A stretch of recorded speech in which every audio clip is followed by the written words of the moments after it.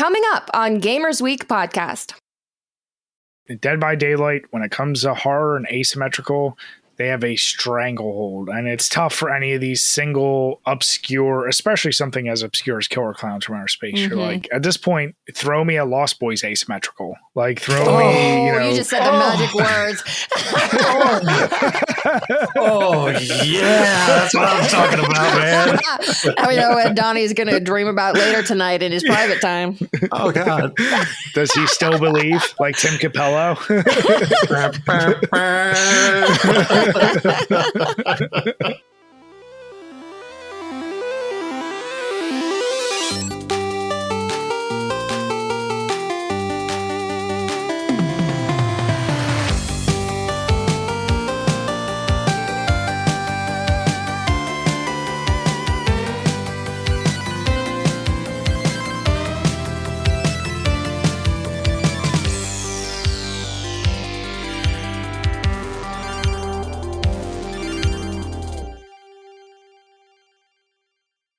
Okay, we all have audio. Excellent. And I am recording my backup as well for you. Okay. Thank you. We don't do that here. We don't do that anymore. We just live by the seat of our pants. Raw dogging it when we record. And nothing ever happens from doing it that way. I mean, come on. No consequences. No consequences. Consequences, schmonsequences. So what's going on in your guys' show? We're going to that Too Many Games Expo again. Ah, yes. Last year was funny as shit because we got to go there, got to meet, James Rolfe, Angry Video Game Nerd, and Jim was so drunk he fell asleep at the table as we're at like the hotel after party with all the people. And I was like, God damn it, of course you would do that. So then we got AVGN to do his goofy face right over Jim's sleeping body. And at that moment, when I went to take the picture, Jim woke up and ruined the goddamn picture. I was like, you son of a bitch. All right. I am going to just go ahead and start it. And we're live. All right. We're live. Welcome, everyone, to Gamers Week podcast. Like the name says, we analyze the best, worst, and weirdest headlines of the past week in the video game industry. This is episode 120, and today is Wednesday, June 5th, 2024. Thanks so much for tuning in, everyone. My name is Blue Williams, and I'll be your host for this evening. But as you can see, I am not alone. I do have two fine co-hosts with me. My first co-host is currently in an ugly dispute with his neighborhood HOA regarding his use of landmines as lawn ornaments. Please, everyone, say hello to the one and only Donnie G. I have just started to doomsday prep, if you will, and I believe that home defense is necessary. So there's nothing in my HOA bylaws that say I can't put landmines out in the yard to keep people away, but they might end up rewriting the rules. I don't know. Actually, I will confirm that having just looked through mine, there is nothing about landmines. There you go. It's a Wild West. I like it.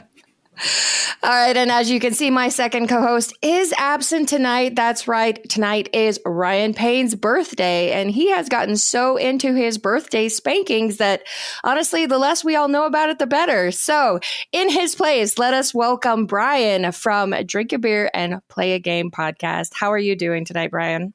Hey, Blue. Hey, Donnie. Thank you once again for having me on. I really enjoyed my time here last time. I know I can't fill Ryan's shoes and his slapped ass, but I'm going to do my best to do whatever I can.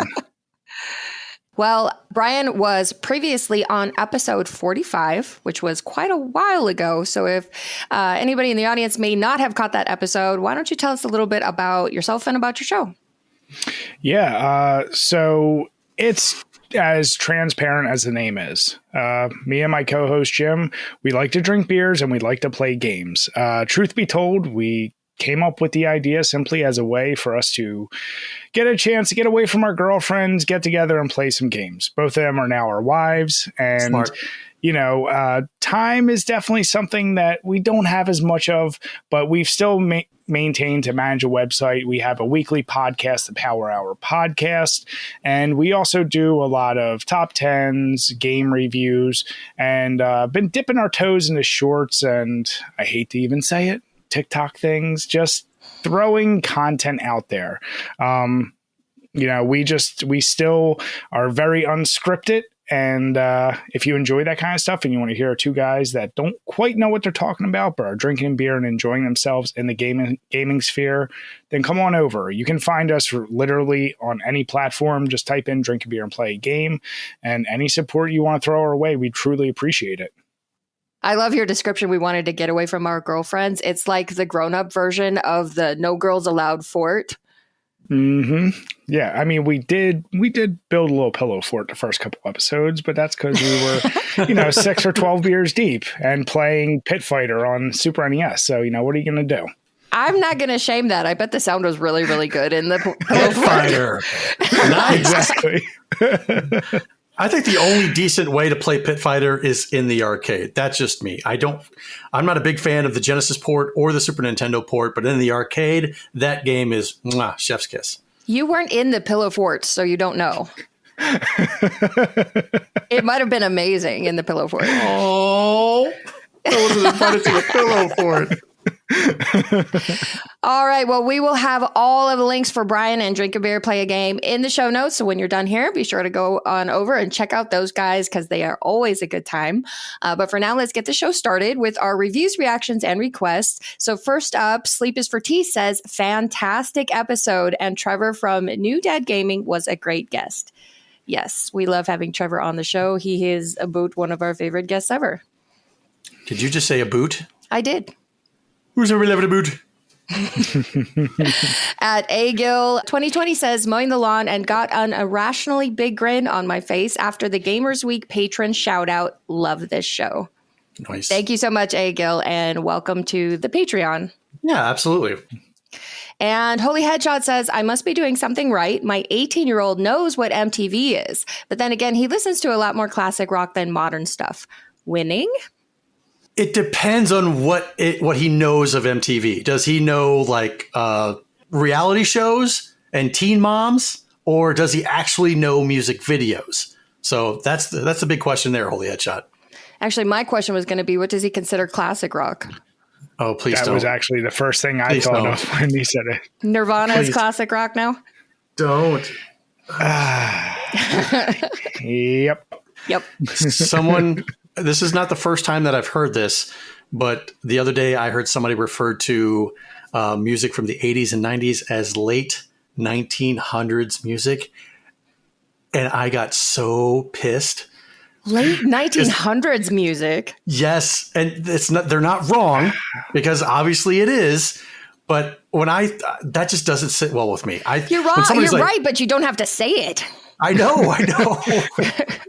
It's not like we're talking about old timey music from the 1800s or anything like that, where it was just piano music and stuff like that. This is music. You don't say late 1900s. If we're in the 2100s, then okay, you can say late 1900s and it'll be just fine. But as of right now, when there's still people living who lived and breathed 80s and 90s music, don't ever say that again. Yeah, when we get our AARP cards, maybe you can call it that, but we don't have those, so right. Step back just a little bit. Donnie, just for you, from now on, I'm only going to refer to music from that time as late 20th century. Oh. See, that sounds better, though, for some reason, than late 1900s. It doesn't get any better than that. I mean, it's not good, but it's slightly better. Oh, I miss the 20th century. All right, let's move on to our patron shoutouts. We couldn't do what we do without the help of our gorgeous patrons. Here are the generous folks supporting Gamers Week on Patreon.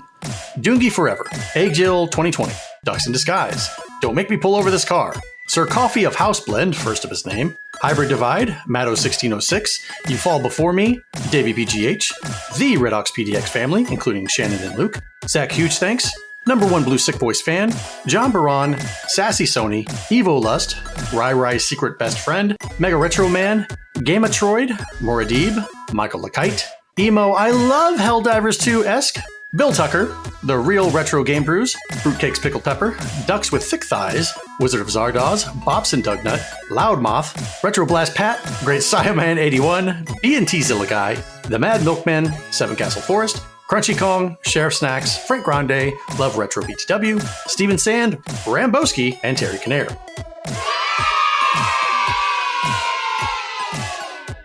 If you like what you hear today, and we really hope you do, please consider joining us on Patreon. Your support helps cover the cost of producing the show, as well as other cool stuff we'll be doing like prizes and giveaways. You'll also gain access to our bi-weekly patron-only bonus cast called Gamers Week Uncut, Patrons with Benefits. Visit patreon.com/gamersweek or follow the link in the show notes to learn more. All right, well, let's move on to our headlines. All right, so this headline segment is sponsored by the Retro Game Club podcast. It's a fantastic family-friendly retro gaming podcast, and in each episode, Rob and Hugh pick 2 games to play and discuss, as well as news, interviews, and other topics. Right now, they're playing through Mad Max on the NES in honor of Rob's move to Australia. Visit them at retrogameclub.net or follow the link in the show notes. I have never played this game. Neither have I. I've dabbled, and I remember thinking this is kind of forgettable for me. So yeah, let's not rent this one again, because as a kid you would see this one and cover looks cool. Yeah, that's obviously where it you're ended like for Mad me. Max. Yeah, exactly. Yeah. So it's about like you would expect for a licensed property on the NES. Precisely. Yep. 100%. Is it a platformer? Is it a top-down shooter? Is it Racing game? that too? Spy Hunter meets something? Yeah, it's an action game. It's literally been, I don't want to admit to how many years, but it is a top-down kind of. I don't even know how to describe the graphics. It's top-down for sure, but it's such a stiff, goofy movement, and you just go around shooting people. Think kind of like Die Hard, if Die Hard was a little bit more stiff, and it just had very goofy sound effects from what I don't think I remember. played Die Hard for the NES either. Oh, okay. Well, the only thing Mad Max had over Die Hard was there were driving sessions, which were very reminiscent of what's the game? Micro Machines, I believe. Mm-hmm. Wow. Yeah. Where like the turning is like really kind of goofy. So combined all that into a game that was very forgettable, and you got Mad Max. Okay. Well, let's just forget about it then. I think we all did. Yeah. All right, well, let's start off this week with the quick takes. First up, John Romero, the renowned video game designer known for his pioneering work on the likes of Doom, Wolfenstein 3D, and Quake, released a memoir last year that is now getting adapted for the silver screen. As reported by Deadline, 2 projects are in the works: a documentary created by award-winning Canadian filmmaker Rob McCallum, and a scripted drama series about the life and storied career of video gaming's original rock star. Romero's journey is the missing antidote for all of us misfit toys looking for hope and kindred spirits in the darkness of the world, said McCallum. Really? I mean, you want to sell your documentary, right? True. But I don't know if I necessarily agree with that statement. Looking for hope and kindred spirits in the darkness of the world? Are we not misfit toys? I get that, but I mean, I think you're thinking too hard about it. Can they really make a whole series out of that? I don't know. I look at that and I feel like it's a one-off. And honestly, you really want to dive into Doom in those early years. Of course. I don't think I need a 6-episode arc where like the end and you're like, oh no, we're not going to deliver it on time. How could we do it? And then it's like next episode. You don't need to do that, right? You could just do it all in one movie. I don't know. That's just my take on it. I don't think you need the series. No, I actually 100% agree. It should be like a movie up until like the release of Doom and how successful that was, and then just they lived happily ever after. That's all we need. Yeah, that's all we need. But they're going to turn it into a 6-part series. Each game is going to cover 2 parts.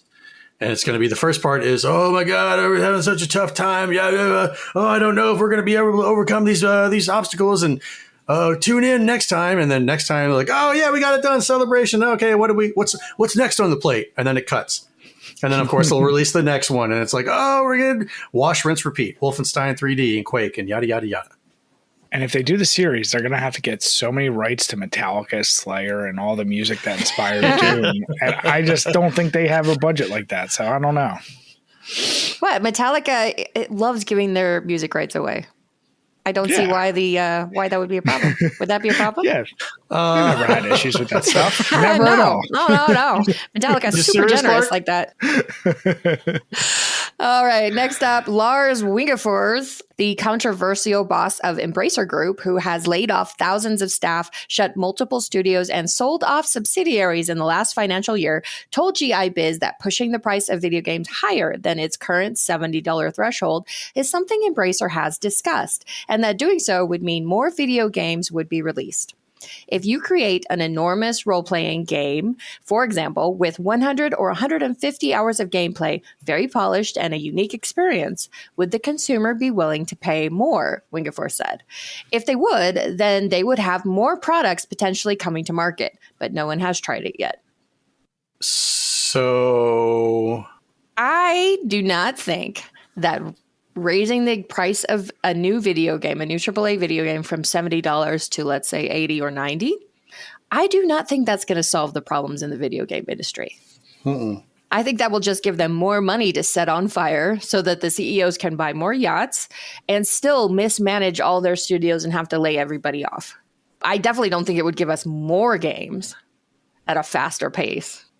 No, and I agree with you 100%. I feel like anything, if you raise that benchmark, it's never coming down again. And the thing is, I could agree that certain games are not worth certain values. Like, and then you're kind of seeing that digitally, like some of these, and one of the games we'll actually hit on a little bit later. But a lot of these like asymmetrical kind of multiplayer games that keep coming out, they're like topping off at maybe $40.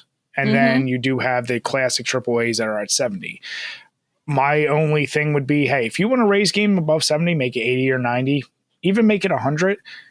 Knock off all the DLC, knock off all the goofy, keep purchasing little microtransactions that you're going to see. But really, that's where most studios make most of their money. So you're still going to see an $80 or $90 game with all that BS on top of it.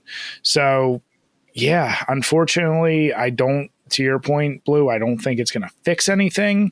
It would be interesting to see, though. I mean, if they want to get crazy, try it out. But then on that same hand, a game that's only 8 hours, you can't charge $80 or $90 for. Like, you just have to have different pricing models across the board. Everybody's idea now is how much money can we extract from the consumer over the life of this game. So that's why you see, or at least, I mean, I guess I'm still seeing single player games come out, but for the most part, they're not the focus of what these game developers or publishers are doing. They want to make a game that's going to stand 5 years, 10 years, so they can say, okay, buy this collector's edition game at $80 to $90 or $100 or whatever. Pre-order this so you can get all these new weapons and stuff like that. And then we're going to release things over time. It's going to cost you $15, or you've got a battle pass that you need to keep up with every 3 months and yada, yada, yada. So this whole upping the price, you already have all of this money. You're already generating all of this revenue from all of these different games. Why do you want to increase it by just another $10? That makes no sense. It doesn't make any sense to me. It might make sense to the business. The fact that they're saying, oh, we can make more games with more money. I don't believe you can. I mean, especially I don't think Embracer Group can.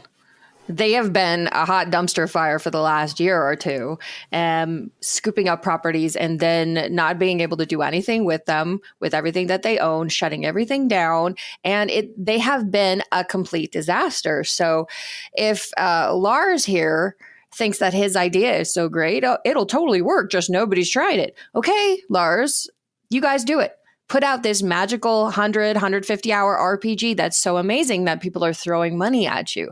And let us know if it makes your business that much more solvent and allows you to put out more games. We want to see it. But like Hybrid Divide says in the chat, the higher prices will backfire. Everyone is feeling the financial squeeze right now, and I'm less likely to buy a more expensive game simply because I don't know how much I'll enjoy it. It's a gamble. Yep. Yeah, with the high price of everything, Do you want to take that gamble on a $100 game? I'd be more willing to take the gamble on a $15 game or a $20 game.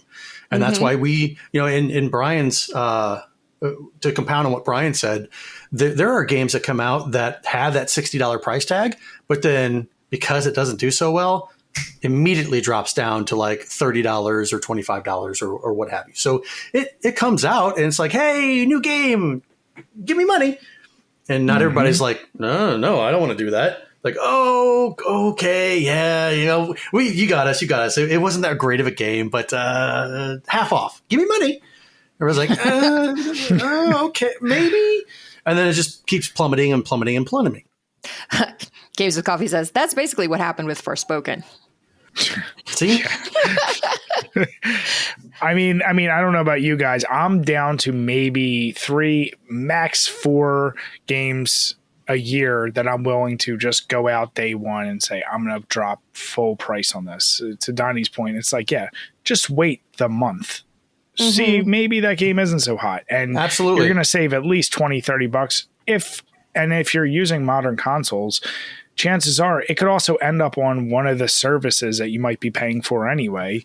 So you're like, I'll just try it out there. It's, yeah, the models are all over the place. And with digital downloads, like, it gets messy there too. So yeah, raising the price of games. Yeah, Embracer, you've made lots of great decisions. Do this one too. See, just see what happens. Yeah. Roll the dice. Really looking forward to seeing that work out, Lars. All right, next up, IKEA is hiring workers for its online Roblox store for £13.15 per hour, and you can even serve virtual meatballs. The move is part of an initiative to showcase potential career opportunities to young people, and the job application includes questions like, what would you do if we ran out of pixelated hot dogs in our bistro? And if you were a pixelated IKEA furniture, which one would you be and why? It's all a bit strange with a touch of trying too hard to be down with the kids, but what else would you expect from a corporate advertisement? That sounds like a bad BuzzFeed quiz. What pixelated IKEA furniture best describes you? I would love for this to be a real thing and someone have job experience and then go to a real interview and be like, well, I was the top server of IKEA meatballs for June and July of 2024. Like, I upcharged, like think about that. Like, yes, in theory, like, you're trying to give this ridiculous. This is somebody that's like just trying to justify their job. And I got this idea.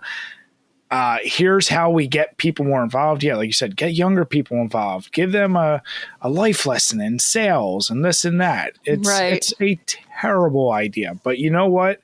If somebody's young and your choices are like, I don't know about you two, starting very early, my jobs were working at catering places, doing lawns and doing like forms of construction for like, people I knew. Right. If I could have made money just virtually selling people shit for IKEA and Roblox, that sounds a lot more fun. It's not going to be good for the long term, but you know what?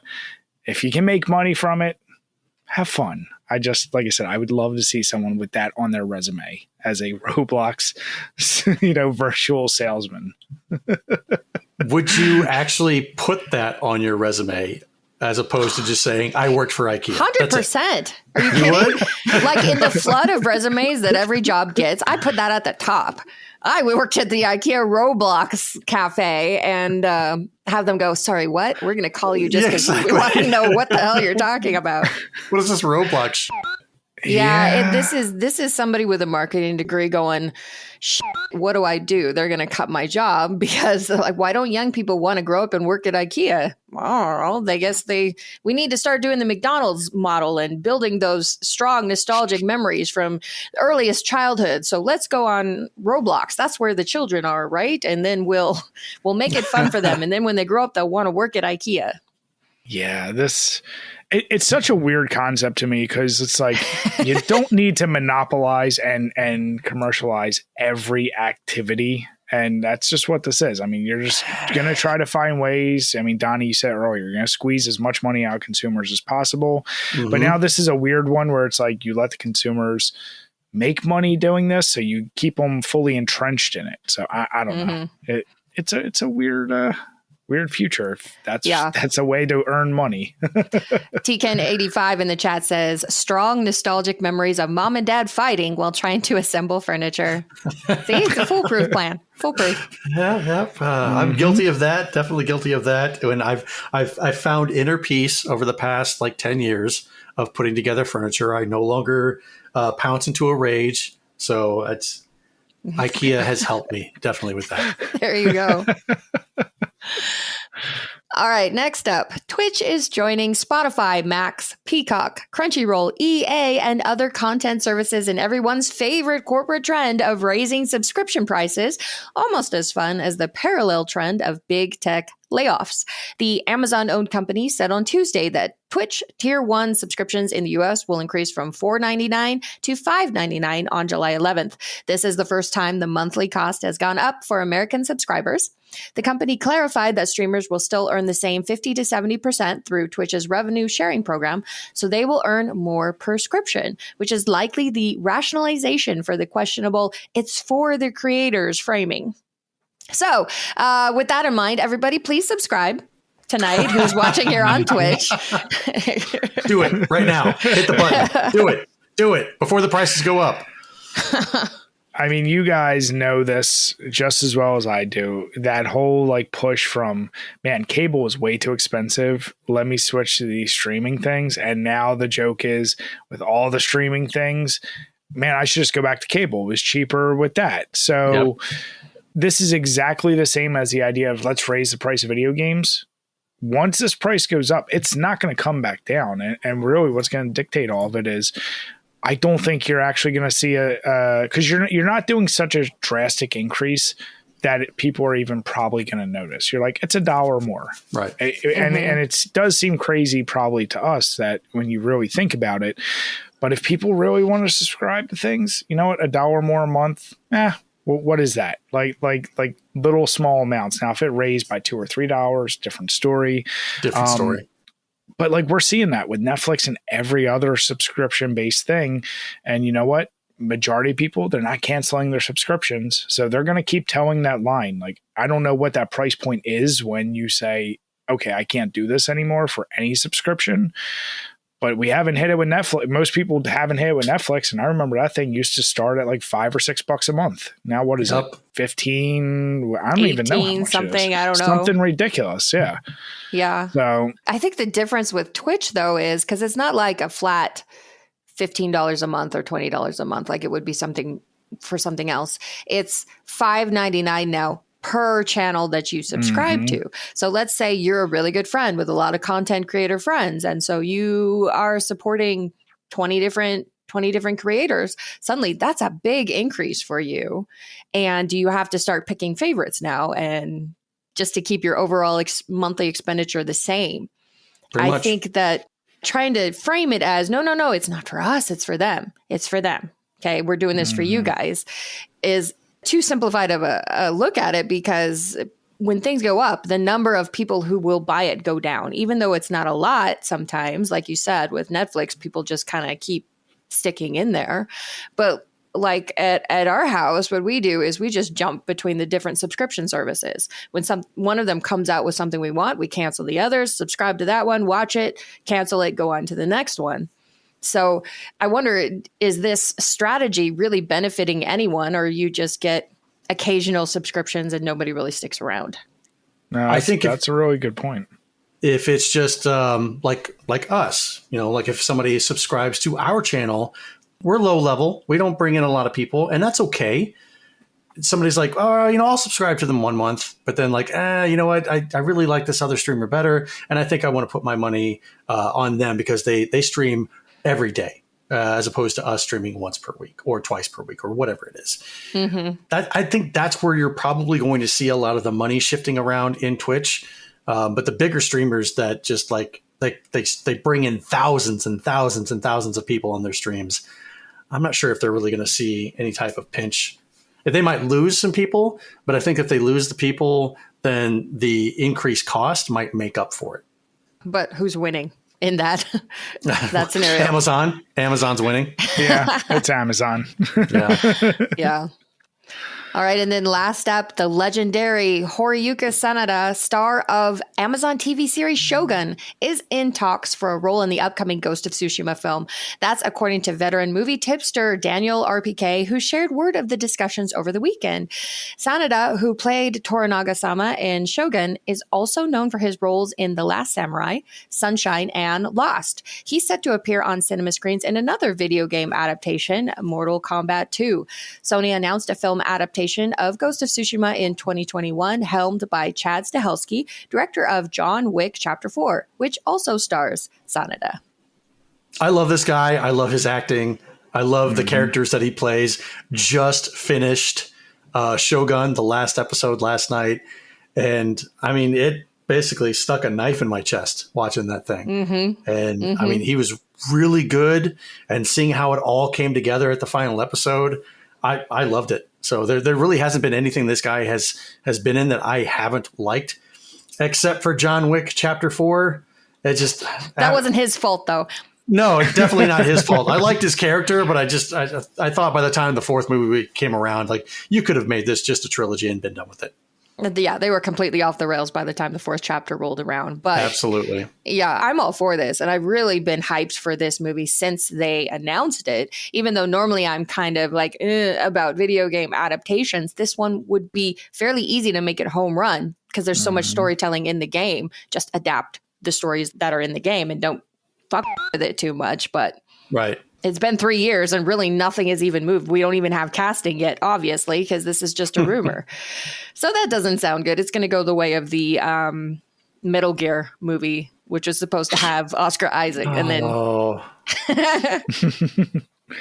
I mean, this guy, I completely agree with you 100%. Love him and everything he's in. But let's be honest, if you have to think of a movie that's going to have badass samurais in it, you're like, well, it's got to have this. So it's going to have this guy. So it makes complete sense. He's only going to help raise the whole cast up, whatever his role is in it.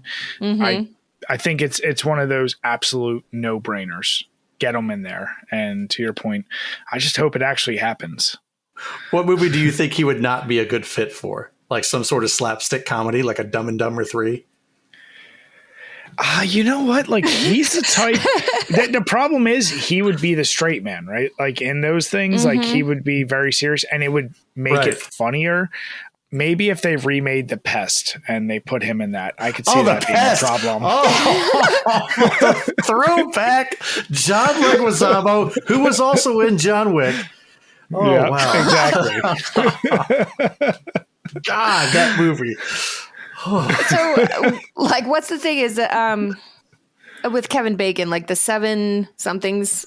6 degrees of 7 bacon. 7 degrees. Yeah. Okay. So then it's becoming the 7 degrees of John Wick. I think I could do that. I was good at the 6 degrees of 7 bacon. And it is 6 degrees of Kevin Bacon and not 7 degrees. Actually. It is. I couldn't remember. Yeah. It's 6 degrees. All right. I'll give you that. Okay. I was a 6 degrees of Kevin Bacon master back in my younger years. So, really? Yeah. Now he's been in a lot of obscure stuff, I guess, that I couldn't really tell you. So any of the newer actors, it would be kind of tough. But back in the day, I'd have faith in you. I think you could still pull it off. All right. Give me a person. Give me an actor. Oh, okay. I'm trying to think how obscure I want to go. You know what? No, I'll keep it simple. Oscar Isaac. Okay, Oscar Isaac is the he was in Apocalypse, right? He's Poe Dameron. Yep. Yeah, you actually just said it. Oh yeah. So Oscar Isaac was in Age of Apocalypse with Michael Fassbender, who was in X-Men First Class with Kevin Bacon. Yep. Yeah, still got it. Too easy. That was way too easy.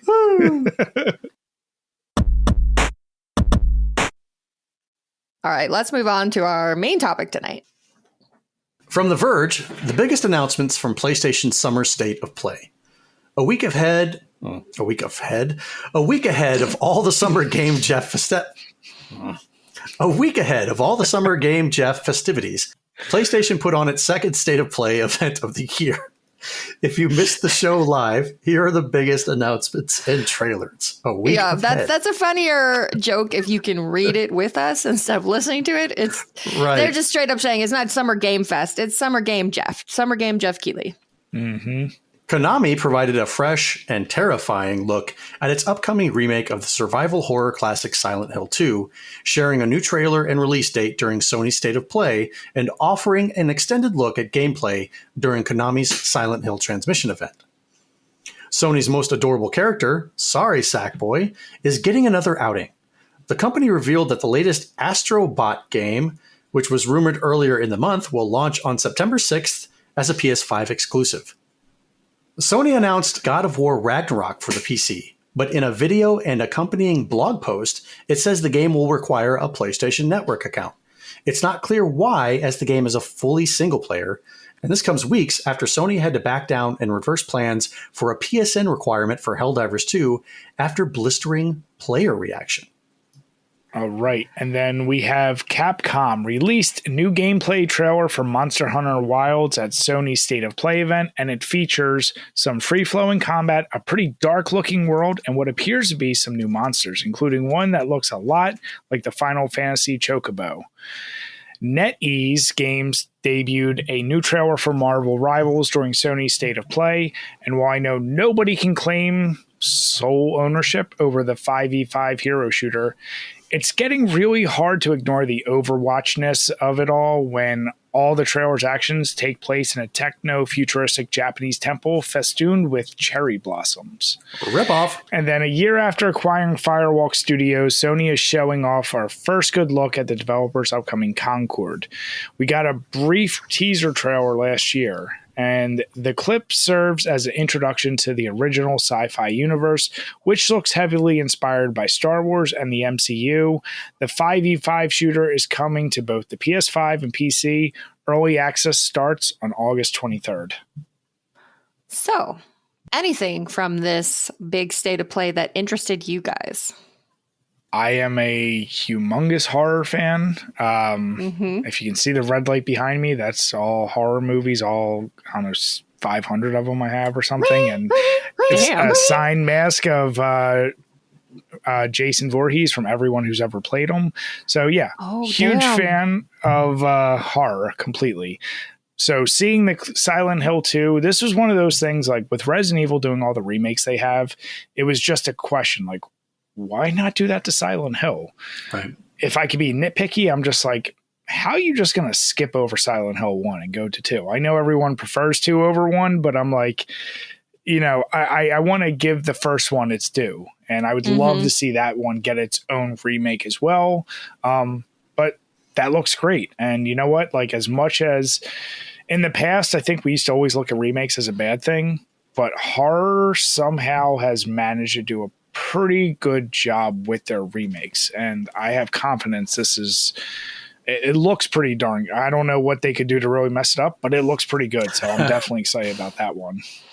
Yeah, I watched I think they called it a gameplay trailer, but it's like 13 minutes long, so it's too long to be a trailer, but you know, it looks okay. I think you're correct in that Capcom especially has proven that horror remakes can work because Capcom seems to know how to do them with Resident Evil. I don't know. Does anybody else, has anyone else proven that they know how to do it? I don't think the remakes have covered the horror genre. I was going to say Dead Space, but does Dead Space really need a remake right now? It didn't need a remake. Yeah, they got one. I thought it was fine. I mean, I know it caught some slack. But I thought that one was fine. That was a game I just felt really did not need one. Like, of all the games that probably need remakes, I just felt that really doesn't need a remake. I'm trying to think other horror games. They're going to Konami it, aren't they? They're going to, Games with Coffee says they're going to Konami it, aren't they? I mean, they might. In theory, like if you think about the original Silent Hill and Silent Hill 2, which I'm going to say it's a good thing they're not remaking Silent Hill 1 because they would find a reason to put Pyramid Head in it. Just because. That's what everybody loves. So, that's true. Like how they put Pyramid Head in the second Silent Hill movie for no reason. Was he in the second one? He's like her protector, the main girl. He's a protector. Like you have no idea what Pyramid Head even is for then, if that's what you made him. So it's a game that was great. And in theory, if you just give the graphics a new coat of paint, it could bring it to a whole new audience. But I was watching the gameplay trailer with Mr. Blue, and he said something that I think represents the challenge that Konami is going to have with this. Because he was watching and he says, looks boring. You're just walking around. I'm like, well, that's Silent Hill too. Yeah. But I mean, when you think about what modern gamers want out of their games, he's probably pretty representative of the opinion out there, and that I don't think slow horror is a big enough draw of an audience for it to make it worthwhile for Konami to do this. So they're going to try to find ways to appeal to that audience that says, this looks boring. I don't want to just walk around, and try to action it up and Resident Evil for it and make it more of an action game than a horror game. So we'll see. Damn, you're bringing me down, Blue. Now you bring up some good points. Now, I mean, to your point, here's the deal. I don't mind the psychological horror, and that's what I think a lot of people who grew up playing Silent Hill 1 and 2, you liked a lot, was that real slow burn. This is creepy as shit. If they decide to take that left turn and make it too action-oriented, then it's going to kill it for the original fans. Maybe they'll get new fans out of it, but that could hurt it. I guess maybe I'm just hoping they're going to stay kind of faithful to the original. But to your point, how can they not add in a few action sequences these days? I don't know. And it will have that. I mean, obviously, if you remember Silent Hill 2, it had the action sequences whenever things were coming at you and you had to shoot them and all that stuff, and walking in on Pyramid Head doing his business with the dolls and all that stuff. But think about the different times that we're in when Silent Hill 2 was out first versus now. All the different technology, the 4K, 8K liquid crystal TVs, and the booming sound systems and stuff that we have now. And plus the graphics are a hell of a lot better. This is going to probably scare the shit out of so many different people that it may not have done that back in the day, or even the new people coming into Silent Hill 2. I remember Resident Evil 2 for the PlayStation. Wasn't that scary? It was like comical scary. Like, oh, okay. But playing Resident Evil 2 Remake, there were I streamed that game, and there were times where my hands were shaking because I was getting chased by the Licker or Mr. X. And so if they can do that, if they can recreate this with Silent Hill 2, then I think they'll have a home run in their hands. I can't wait to see. I mean, I'm probably going to get it, but to our discussion earlier, I'm probably not going to get it at release. I'm going to wait a month or so. Yep. But yeah, Astro Bot. That was the game for me that I was most excited about out of this whole state of play, because I loved Astro Bot's Playroom. And I think Hybrid Divide mentioned earlier in the chat, Astro Bot, every Astro Bot game is a love letter to the history of PlayStation. And they put so many Easter eggs and nods to their history in there, and it's so fun. But what made Astro Bot's Playroom so exciting was it was the tech demo for the PS5, but also essentially the DualSense. So they use the haptic feedback in the DualSense controller to do things like you could feel the wind blowing on you and the way it felt when you're walking through mud. And they used it through all these different things that I hadn't ever seen a controller do before with a video game. And since then, no game has done the same that I know of. No game has used the DualSense to its full potential like that cute little short tech demo did. So I'm really excited to see a full-length game for Astro Bot on the PS5 that is just going to use the hell out of the DualSense and do so many things with it, and it's going to be so fun. Yeah, everyone, that is a game similar to Donnie. I did not play through, but everyone I know who has says it's way more fun than it had any right to be. So I don't doubt if they put that same effort into a full-length game, it'll be a surprise. Like, I'm not going to call it Game of the Year contender, but I'll say it'll be a surprise. Like, hey, everyone needs to play this. And it's a super easy platinum. Just throwing it out there. So, Blue, what toys were in Astro Bot's Playroom? One of the trophies is you go around and have to find different pieces of PlayStation history, you have to find like the PS1, PSP, PS2, all the different ones. They're like the little the camera that they had, or you go around and finding the different controllers or different characters. Like when you run around, you run into Kratos from God of War, you run into Crash Bandicoot, all kinds of Easter eggs. Like if you've been a PlayStation fan from the beginning, when you play through this game, you're gonna like, you're gonna constantly be the Leonardo DiCaprio gif pointing at the TV because you're seeing all this stuff that you're like, I know that. I remember that. I had one of those. Now, real question. This is day one buy, or are you going to wait till it's a little bit cheaper? I don't know. I'm tempted for a day one just because I already know this IP and I know it's quality. At least the history of it is really quality. And like I said, and like you said, everybody loves Astro Bot's Playroom. So they just made a longer version of that. Heck yeah, I'm down for that. But I guess maybe I don't know what else is coming out in September. That might be the bigger issue if something is more important because Astro Bot's not going anywhere. So yeah, exactly. Yeah. So yeah, God of War Ragnarok for PC still needs that PSN account. What's up with that? If that's the case, I'll just play it on my PlayStation. Yeah. Well, and that's the thing is that it's PlayStation's attempt to still hold the exclusivity right, and they want to pad their numbers because you could just create a PSN account without actually purchasing anything. It will take 10 minutes, but it's an inflated way to build their player base or network base and say, yep, we have more PSN doing this. It's one of those goofy, probably just like, this is the only way we're willing to release it on PC. It's a silly idea, and kind of like Helldivers 2 when that debacle happened, they backtracked. I mean, they literally got bullied by the internet enough to say, I'm just joking, guys, you don't need to do this. So I don't know if it's going to work with this one, but if you've already proven once you're willing to bow down to folks, if enough people make enough noise, yeah, I don't know. I think they would bow down again. But at least this time, they're telling us ahead of time. They're telling us in a way that everybody knows. Absolutely. Like, hey, it's not like this game comes out and then like 2 weeks later, hey, guess what? You're going to need a PlayStation account to play this game any further. No, go F yourself. Now it's like, before you buy this game, we just want to let you know that you need a PlayStation account. Oh, okay. That's fine.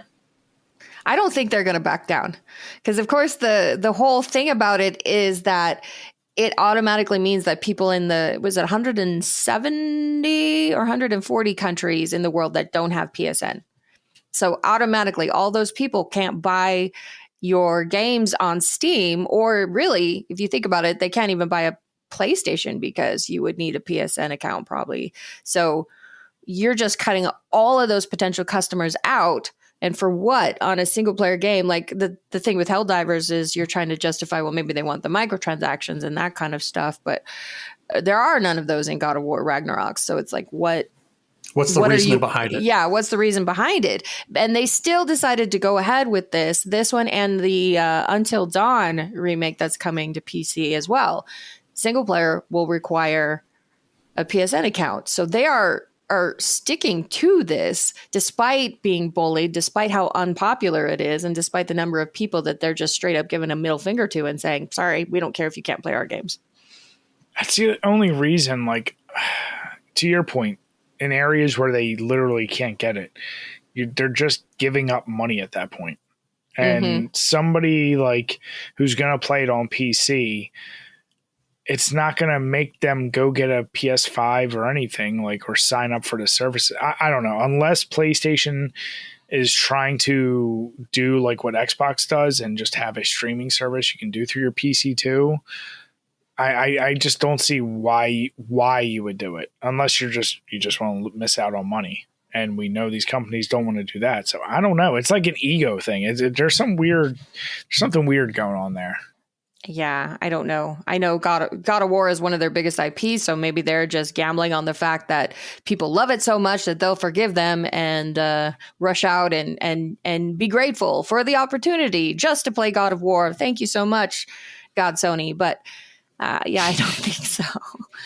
No, not at all. So then, and what are you guys thinking of all these hero shooters, 5v5 hero shooters coming out? Have either of you played Overwatch? I played it once, and it was not for me. So I have played Overwatch and other 5v5 shooters. And here's the deal. I will say, as a fan of Marvel stuff, I watched that trailer. I'm like, okay, interesting idea. Throw your heroes in there. You got anyone from Punisher up to Magneto. So it's like, how is that going to work out? But I do in concept like the idea. It's like throw just your favorite Marvel heroes in a way that you would never expect. It is a complete knockoff of Overwatch. That I didn't mind. But then when I saw Concord, honestly, I was bored to tears by looking at that, just because the whole point of doing like a whole alien crazy out of this planet thing, don't turn around and just show me a dude who's yellow with gills and say he's just a cowboy. Like, then it's just a regular Western. Like, that's boring. Like, you show me you show me this giant yellow robot, and like, you're like, oh, will he have cool abilities? Oh no, he just shoots big guns and he's a tank character. I'm like, you literally are just palette swapping, and everyone knows it's not like you're taking time in these 5v5s and I'm gonna look at the world and appreciate all the aesthetics. No, you're just fast shooting. So if you're not going to show me something with crazy interesting mechanics that make it an alien world, why do it at all? Right. So yeah, that one is not for me. The Marvel one, that is definitely like, if it shows up on Game Pass or if it shows up on PlayStation's whatever their services, Plus. Yeah, I'll try it there. That is not a day one buy. That is a when it's like in Five Below and I'm like, I remember this was a game. Let me try it out. No, see, I'm looking forward to Marvel Rivals coming out, because that's the game, remember, that had the clause where you couldn't give negative reviews of the game if you were part of the playtest. Hilarious. So you want it to come out for people to actually be able to give it negative reviews? Yes, I do. Part of me hopes that it's just an absolute dumpster fire of a game. I don't know why. The that only would thing make that me looked so interesting happy. in it is all the destructive environments like that, and like I said, the Marvel powers. Maybe it is going to be a dumpster fire. It's one that I'd go, you know what? Let me try it out. Maybe it's probably just going to be like balancing issues out the ass, because at the end of the day, like how can you just be Punisher and you got friggin' Magneto throwing stuff at you, and you're shooting bullets at Magneto? Thing. Yeah, the one thing, being a Marvel fan like you and I are, there is something to be said about the different characters that you can choose from. And I don't know how many different, I don't know what the roster is, but I love the Punisher. I even have his tattoo on me. So you got the Punisher, you got Spider-Man, you got all of these different Juggernaut or whatever. If the roster is just so expansive, like it's a huge list of covering the Avengers, the West Coast Avengers, the X-Men, all of these different people, then maybe I can dip my toes in and see how it plays and kind of get into it. The destructive environments, being able to play as the characters that I love from the comic books that I love. Yeah, you kind of have me. But again, not a day one for me. It's going to have to be cheaper. And if the roster is big enough, then that's what's going to sell me on it. Yeah, no, agreed 100%. I think that's what they're counting on, is that everybody's going to want to rush out to play their favorite characters and ignore all the other red flags about the game. But we'll see. It's so buggy, but man, I can swing around like Spider-Man. That's so cool. It's not like there's other good Spider-Man games you could be playing instead. So right? Yeah, not until they're on the PC and you need your PSN account. Touche. All right, well, let's move on to our top 3 new releases. All right, starting us off, we have Killer Clowns from Outer Space. It's available for the PS5, the Xbox Series X and S, and PC. You're going to plan your own alien invasion and harvest humans as the iconic Killer Clowns, or gather a team of survivors to fight the extraterrestrial threat. In a game based on the 80s cult classic movie, welcome to a new, crazy take on the asymmetrical multiplayer horror experience. And then we also have Star Wars Hunters, which is available on the Switch, iOS, and Android. And the arena brings together all all new, unique hunters from across the Star Wars galaxy, each with larger-in-life personas, rich, undiscovered past and ability sets that make them formidable combatants. Dazzle the arena's crowd, competing across multiple player versus player game modes. Each battlefield set in the Grand Arena on Vespera evokes iconic Star Wars locales with such as Tatooine, Hoth, and Endor. And finally, we have Destiny 2: The Final Shape, which came out on PS5, Xbox Series X and S, PS4, Xbox One, and the PC. The Final Shape looms, a nightmarish calcification of reality into the witness's twisted design. Embark on a perilous journey into the heart of the traveler, rally the vanguard, and end the war of light and darkness. All right. So out of those, anything look interesting to you, Donnie? Star Wars Hunters. As soon as I saw the iOS and Android, I'm like, nope. I don't think so. I'm not a big Destiny guy. I've never played Destiny. It is WoW in a sci-fi setting, and the grinding and the missions and getting the gear. I am well past that type of game. I don't do that stuff anymore. But Killer Clowns from Outer Space, we've talked about on previous episodes. It looks funny. It's nostalgic throwback to that horror movie that came out when I was a kid. I just don't know if there's going to be a lot of people that A, remember it, B, have that kind of a connection with Killer Clowns to want to go out and buy this game day one. I've seen the gameplay. It looks okay. It's reminiscent of the Friday the 13th game that came out. So you've got a big bad horror villain that everybody teams up and goes against. I don't know if that's the same thing. I don't know if these are computer controlled villains, or if you actually have normal people controlling the villains and another group of people controlling the humans that try to escape and everything. So I definitely want to check out Killer Clowns, but I just don't think it's going to be a day one purchase for me. Okay. What about you, Brian? So, Donnie, I am going to say, as someone who has already played the hell out of Killer Clowns from Outer Space, okay, it is a lot of fun if you enjoy those kind of asymmetrical horror games. And it is the same company, Elphonic, who made Friday the 13th. And I always said that game, it got a bad rap for talk about pricing. That game, I think you could at first get it for $30 or $40, and people argued, is that even worth it? So I picked this up. Not exactly day one. I think it was out for a couple days, but I knew I was going to get it. I paid $40 for the digital version because there is no physical. The difference here is it's 3 clowns versus 7 humans, and they're all people. Now, okay, It can get backfilled with bots. Every game I've ever been in, though, has been full people. Some of the main things I like about it is they cleaned up a lot of the gameplay mechanics of Friday the 13th, and they have proxy chat whether you're on either team, and it's friggin' hilarious when you're wrapping someone in a cocoon and they're just like, son of a bitch, and they just start freaking out. And for a movie that I loved, same deal. I was very, very young when it came out, but this is one of those sad things where it dates us, and it's 40 years old. Yep. No. That movie. No. Almost 40. I'm sorry. It's a few years from 40, but it's almost 40. I still look at everything in the 80s as 20 years old. No shit. But, it's one of these situations where I don't know if you guys went to Spirit Halloween last Halloween. They had a ton of Killer Clowns from Outer Space stuff. Like, I don't know where this resurgence happened, but it seems like talk about remakes. I guarantee you're going to see a remake on the horizon because I know it doesn't need it. Little funny tangent. My 5-year-old daughter and 7-year-old son, that's one of their favorite movies now, and they watch it over and over, and they love the song. They don't really get what's going on with a lot of it, but they love that movie now, and they think it's goofy, so they watch me play the game. It's a lot of goofy fun as long as you go in there and you're not going to take it too serious.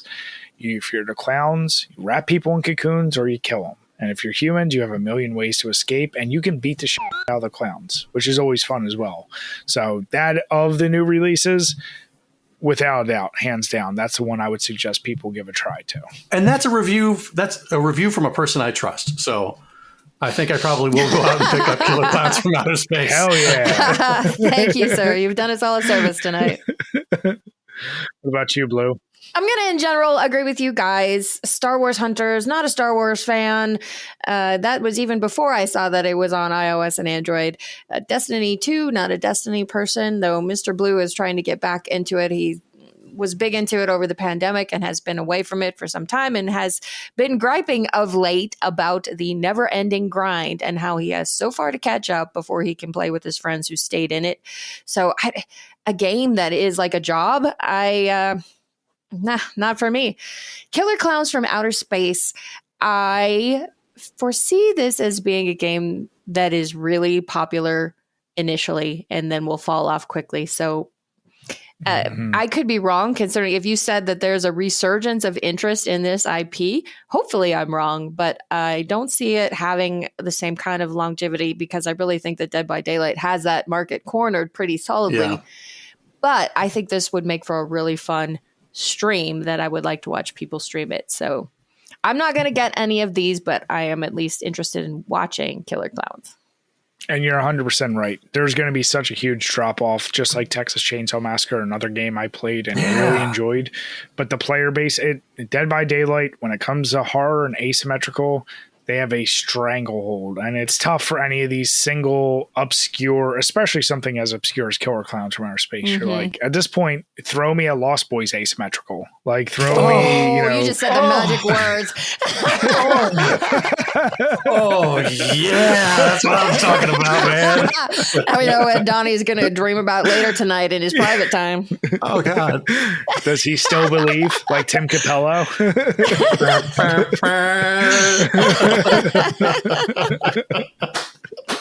That was awesome, Brian.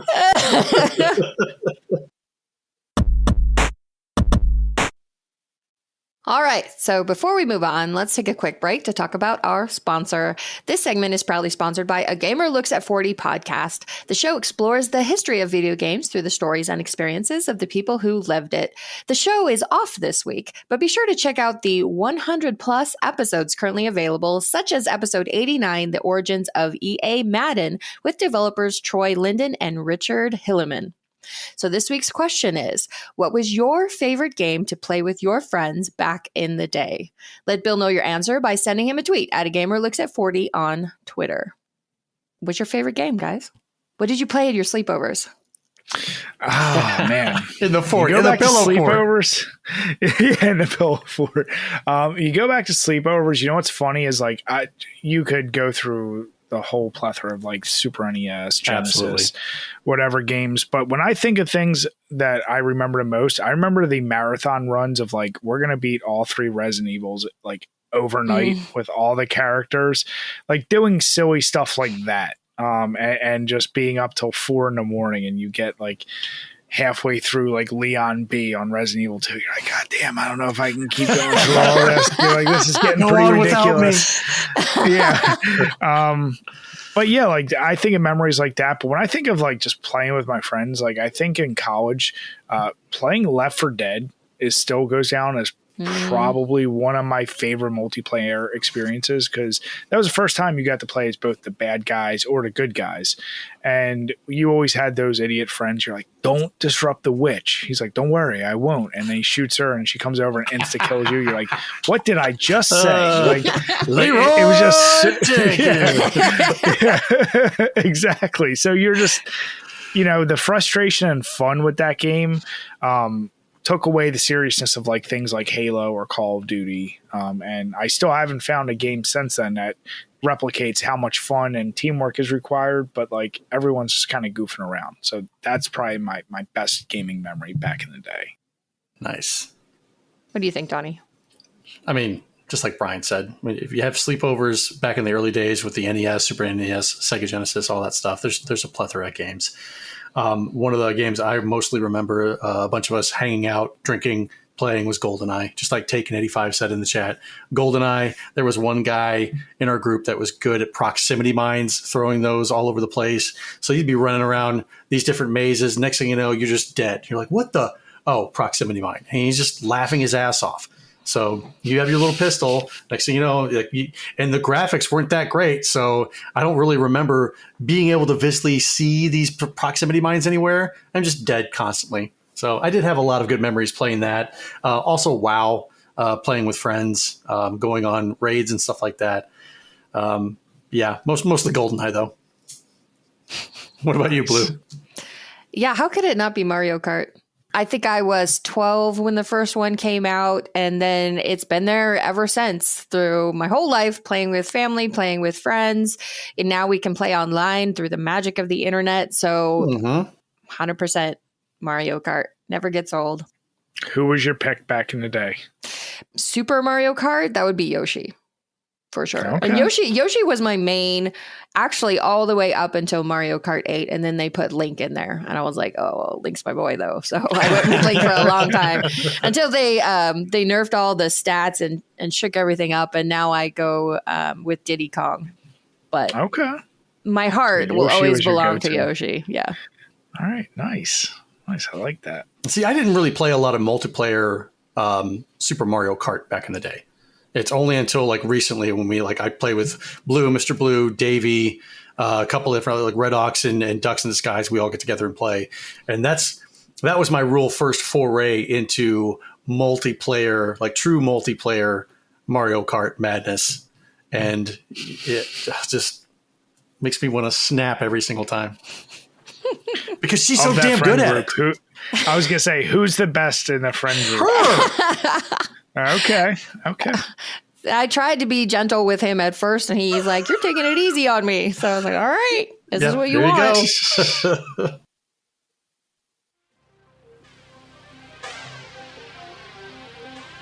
Well, hey there, fellow kids. It's time once again to take a trip back to when things were simpler. Before loot boxes and battle passes, when mobile games were something you played on your Game Boy or Game Gear, or a Tiger handheld if your grandma didn't understand what you wanted. Yes, this is the Retro Rewind for June 1994.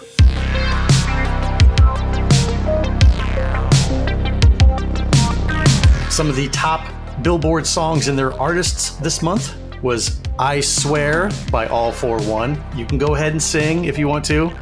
I know you want to. Brian?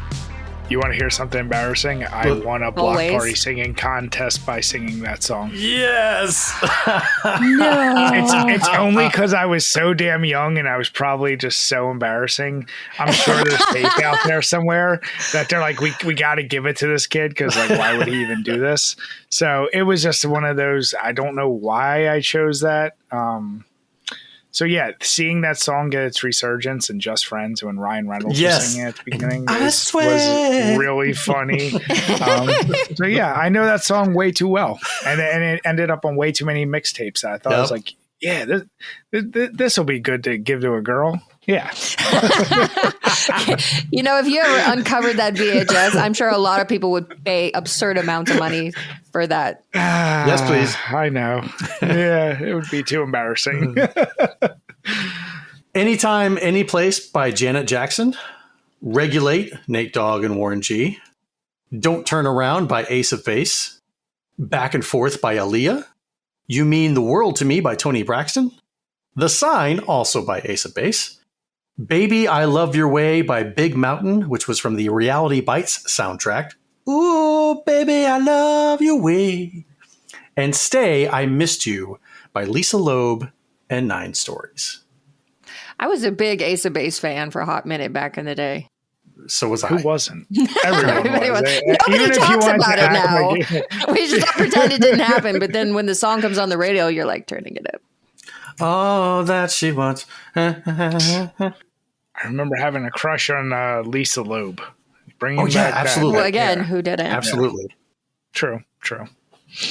And also the singers, the female singers from Ace of Base, who were also very good looking. Yeah, of course. They're Swedish. They were Swedish. Yeah. A look at the theaters this month. The Lion King topping the charts. The Flintstones. Bonus points if either one of you can sing the Flintstones theme song. Do you even remember how it goes? Flintstones, Meet the Flintstones. There you go. Yeah. Flintstones. Meet the Flintstones. Yeah. Yappa time. They'll have a gay old time. I was mainly trying to remember because the B-52s are in there. In the Flintstones movie, they're called the BC-52s in the movie, and they sing a song. I was trying to remember that song. but I don't. They actually, I think one of their songs for the soundtrack actually debuted, I think, at number 33 on the Billboard charts for that month, which was like crazy. We also have Speed, great movie. Nice. Maverick, another great movie. Wolf with Jack Nicholson. I don't think I've ever seen that one. City Slickers 2, Beverly Hills Cop 3. I will give it a watch. Renaissance Man, The Cowboy Way, and When a Man Loves a Woman. I mean, I can't believe your name is Michael Bolton. What would you say is your favorite song? Gotta be When a Man Loves a Woman. I knew it. I knew it. And an honorable mention of The Crow. This is the 30th anniversary of The Crow. Stop saying numbers. I know. It's a late 1900s movie, right? I saw The Crow last week in the theaters. I took my 14-year-old to see it. He actually liked it. My wife was like, oh, God, that's a horrible movie. And seeing it in the theaters again just brought back a wave of nostalgia that just, I mean, it really hit home. And I love that movie. I'm glad I got to see it in the theaters again. I'm jealous. Speaking of remakes, how do you feel about that one coming out? I have so many thoughts about that remake. I want no part of it. You know, number one is that they made the two main characters, they're criminals. So when they get killed, it's because of something that they deserved. Something that happened. So it takes away that whole like tragic, innocent part of it. Instantly, that whole like emotional through line is just gone. I agree. Yeah. It's not going to be the same. They could have made a different characters, still had The Crow, but like maybe a different sequel or whatever, but don't touch the original storyline. I'm very against it. In the news, well, run, juice. Yes, this time in 1994, O.J. Simpson was in the news for killing Nicole Brown Simpson and Ron Goldman. And I think now that he's gone, we can all openly say he did it. He got away with it. There you go. Hot at the arcades was Daytona, USA. Daytona. And Revolution X, which I still have the cabinet downstairs, and I have yet to get it to work. Nice. From our readers, I wonder how many readers get so angry at games when they can't pass a certain part. They could scream and or beat on their system. Most of my friends do. One of my brothers got so mad at his failure on John Madden Football that he threw my controller on the floor as hard as he could.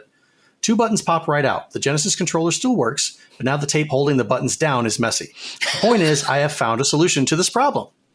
Step 1, right next to you on the floor, put an old couch cushion or pad you have a painted target on. Step 2, make sure you have another pillow handy, preferably the soft, fluffy type. Step 3, go find the box your game system came in, or if you can't find it, find a box the right size you prefer and paint a picture of your system or its name on it. Put it right in front of you. You now have made a GSPS, a game system protection set. When you think you've been cheated, simply remember this pattern. First, you can throw the controller down as hard as you like, as long as it hits the target. Second, if you feel like screaming and complaining, put the pillow against your face and yell as you wish. Third, you have the box in front of you to kick, punch, mangle, jump on, or whatever. Have you kicked your box today? Our psychotic winner this month is Michael Trahan from Tucson, Arizona. You've got a great idea there, Michael, but now you can return your fluffy pillow to your bed and scream into a lovely EGM t-shirt, which is on its way. Michael Trahan, if you're watching and or listening, we'd like to see if your game system protection is still going strong. I want to ask let us know. Michael if he regrets smashing his boxes that his system came in. Right. Video game boxes, video game system boxes. You're telling me that you're stomping all over Bonk's Adventure? You're stomping all over Wayne's World? Panic Restaurant? I don't think so, kid. In the video game news, next spring, Nintendo will release a new game system that offers virtual reality applications. As opposed to current VR systems, the new system will not require the use of special glasses. The new system will be driven on a 32-bit chip and use special software. President Yamauchi claimed the system will open up a new field of entertainment, which is said to be unlike traditional video game systems that are connected to TV monitors. Nintendo intends to build up the new system as a strategic product to follow the Famicom and Super Famicom. The new game system is presently in its final stages of development, and it will be unveiled at the new software show to be held in Tokyo in mid-November. Believe it or not, the new system price is claimed to be under $180. The software will be priced lower than SFC software. It is believed that Nintendo developed the system to counter Matsushida's 3DO Real and other systems that are causing greater competition in the market. This bold new step may once again put Nintendo ahead of the pack. Do you guys recall a $180 VR system that came out after the Super Nintendo? Not one that put Nintendo at the head of the pack. I'm seeing red for some reason. I understood that reference. Yep. Hot at Blockbuster this month for the NES was Mega Man 6, TMNT Tournament Fighters, Kirby's Adventure, Star Tropics 2, Zoda's Revenge, Tetris 2, Ren and Stimpy Show Buckaroos, Mario's Time Machine, Jurassic Park, Tecmo NBA Basketball, and WWF King of the Ring. For the Super Nintendo, we had NBA Jam, Super Metroid, Ken Griffey Jr. Presents MLB, Mega Man X, Mortal Kombat, Lethal Enforcers, MLBPA Baseball, Disney's Aladdin, Clay Fighter, and Bugs Bunny Rabbit Rampage. For the Genesis, we had NBA Jam, Sonic 2, World Series Baseball, Barkley Shut Up and Jam, Mortal Kombat, Eternal Champions, NBA Action 94, Disney's Aladdin, Sonic Spinball, Street Fighter II Special Championship Edition. And last, but certainly not least, one of my favorite systems, the Sega CD.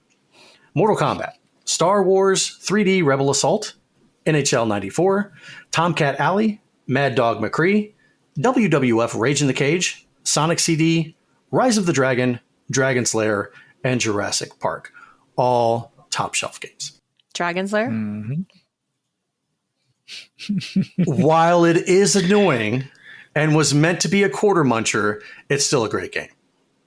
Okay. Very nostalgic for that game in the 80s. Sure. Okay. Sure, Jan. Sure. Feel like that game would have caused a lot of smash boxes back then. Right. Oh my, yes, absolutely.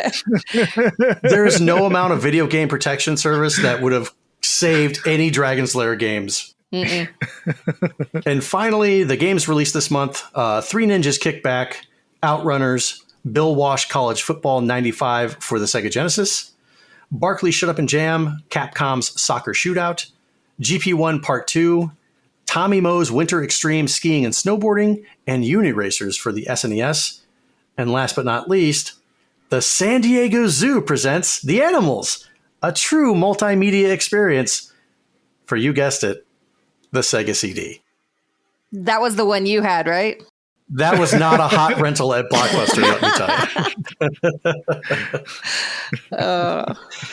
you. All right, kids. Thanks for hanging out with me this evening. Unfortunately, we can't stay here. We have to go back to being adults, where mortgages and rents are due, and Sega still hasn't done anything interesting. But hey, we don't have commercials with our TV shows anymore, right? I'm going to tell him. Tell me what? No, God, no. All right, everyone. Well, thank you so much for listening to episode 120 of Gamers Week Podcast. And a big thank you to the Retro Game Club podcast, Love Retro BTW, and A Gamer Looks at 40 podcast for sponsoring this episode. Don't forget to check out their links in the show notes. If you want to connect with Gamers Week, follow us on Twitter at Gamers Week PC. Watch us right here on Twitch at twitch.tv/Gamers Week Podcast, where we will record live every Wednesday at 8:30 Central Time. Email us at gamersweekpodcast@gmail.com. Visit our merch store at gamers-week-podcast.creator-spring.com, or if you want to do it the easy way, follow the link in the show notes. And last but not least, join us on Patreon at patreon.com/gamersweek. Finally, since you made it all the way to the end of this episode, please leave us a rating and a review to let us know how we did. We really do value your feedback. And while you're there, consider subscribing on iTunes, Spotify, or your podcast platform of choice. So Brian, thank you so much for filling in for us tonight. We really enjoyed having you on the show. Real quick before we go, tell everybody where they can find you. Once again, on every platform, it's Drink a Beer and Play a Game, except for the one where I allowed Jim to give it a name, and that's on Twitter, where it's at ABeerAndAGame. The only place he made it different. So please, similarly, just follow us wherever you can, YouTube, iTunes, Spotify. We really appreciate all support, and Blue and Donnie, thank you so much for having me back on. Can't wait to have all three of you back on our Power Hour podcast, and I just want to say cheers. Had a great time with you all. Cheers. Looking forward to it, Brian. All right. Well, thanks so much, everyone, and have a good night. Take care. We'll see you guys later. Bye. Bye.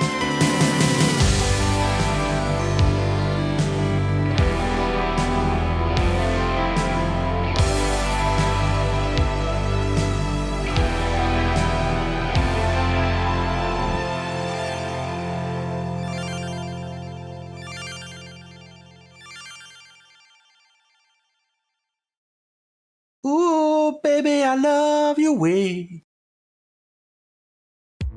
Welcome to Gamers Week Uncut. Welcome to Gamers Week Uncut. Welcome to Gamers Week Uncut, Patrons with Benefits. This is the unscripted, patron-only bonus cast with less editing and more dirty jokes. We don't know where the conversation will go, but we're sure it will be weird. This fish just went right on my nipple, and I'm just like, I Google Street Fighter 6. The first search result that comes up is people think they can see Ryu's in the Street Fighter 6 reveal. Listen up here, kids. You're not going to want to get one of those VD-STDs things, right? Make you fall off. When you go, grab a pro. You'll be doing it for America. that was perfect. If you want to hear weekly episodes of our patron-only bonus cast, join us at patreon.com/gamersweek.